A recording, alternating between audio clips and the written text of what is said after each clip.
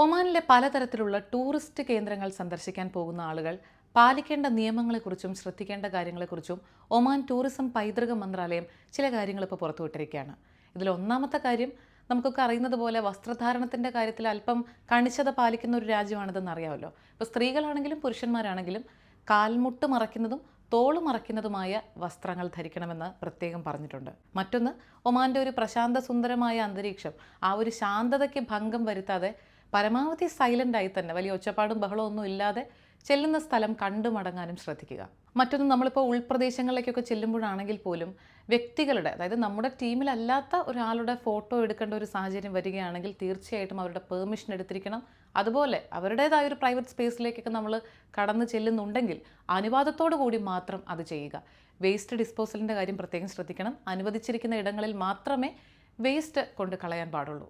Gulf മേഖലയിൽ തന്നെ താരതമ്യേന വലിയ രാജ്യമായ ഒമാൻ ഇങ്ങനെ നീണ്ടു പരന്ന് കിടക്കുകയാണല്ലോ. അപ്പം പല ഗ്രാമപ്രദേശങ്ങളുണ്ട്, വളരെ ഭംഗിയുള്ള സ്ഥലങ്ങളാണ്. ഇവിടേക്കൊക്കെ പോകുന്ന ആളുകൾ ഒന്നാമതായി ശ്രദ്ധിക്കേണ്ട ഒരു കാര്യം, അവിടെ താമസിക്കുന്ന ഗ്രാമവാസികളുടെ പ്രധാന ഉപജീവന മാർഗമായിരിക്കും ഈ പഴം പച്ചക്കറി കൃഷികളൊക്കെ. അപ്പോൾ അനുവദിച്ചിരിക്കുന്ന സ്ഥലങ്ങളിൽ ചിലപ്പോൾ നമുക്ക് പേ ചെയ്ത് അതൊക്കെ പറിക്കാനുള്ള അനുമതി ഉണ്ടാകും. അല്ലാത്ത സ്ഥലങ്ങളിൽ, കൃഷിയിടങ്ങളിലൊക്കെ നമ്മൾ അനുവാദമില്ലാതെ കടന്നു ചെന്ന് അവരുടെ ആ ഒരു ഉപജീവന മാർഗത്തിന് കോട്ടം വരുത്തരുത് എന്ന് പ്രത്യേകം മന്ത്രാലയം നിർദ്ദേശിച്ചിട്ടുണ്ട്. അതുപോലെ തന്നെയാണ് ഇത്തരം ഗ്രാമപ്രദേശങ്ങളിലുള്ള ജലസ്രോതസ്സുകൾ മലിനമാക്കരുത്. ഒരുപക്ഷെ അവരുടെ കുടിവെള്ള സ്രോതസ്സായിരിക്കാം അത്. ഇവിടെ പലപ്പോഴും വളരെ ശാന്തമായി ഒഴുകിക്കൊണ്ടിരിക്കുന്ന വാദികൾ അപ്രതീക്ഷിതമായി മറ്റൊരു രൂപമെടുക്കുന്നത് നമ്മളൊക്കെ കണ്ടിട്ടുള്ള കാഴ്ചയാണ്. അപ്പോൾ വാദി പ്രദേശങ്ങളിലേക്കൊക്കെ പോകുന്ന സമയത്ത് വളരെയധികം ശ്രദ്ധ പുലർത്തുക.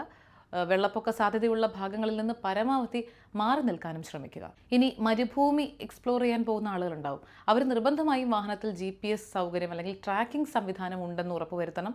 ഓഥറൈസ്ഡ് ആയിട്ടുള്ള ഒരു ഗൈഡിൻ്റെ സാന്നിധ്യത്തിൽ മാത്രം ഇത്തരം സ്ഥലങ്ങളിലേക്ക് പോവുക. ഓഫ് റോഡ് യാത്രകൾക്കും ഇതേ നിയമം നമ്മൾ ശ്രദ്ധിക്കേണ്ടത് തന്നെയാണ്. ഒറ്റയ്ക്ക് ഒരു കാരണവശാലും ഇത്തരം സാഹസിക യാത്രകൾ നടത്താതിരിക്കുക. ഓഥറൈസ്ഡ് ഗൈഡിനെ കൂടെ കൂട്ടുന്ന കാര്യവും സുരക്ഷിതമായ പാദരക്ഷകൾ പോലുള്ള കാര്യവും ആവശ്യത്തിന് വെള്ളവും ഭക്ഷണവും വാഹനത്തിലാണെങ്കിൽ ഇന്ധനവും ഉണ്ടെന്നും ഉറപ്പുവരുത്തുക.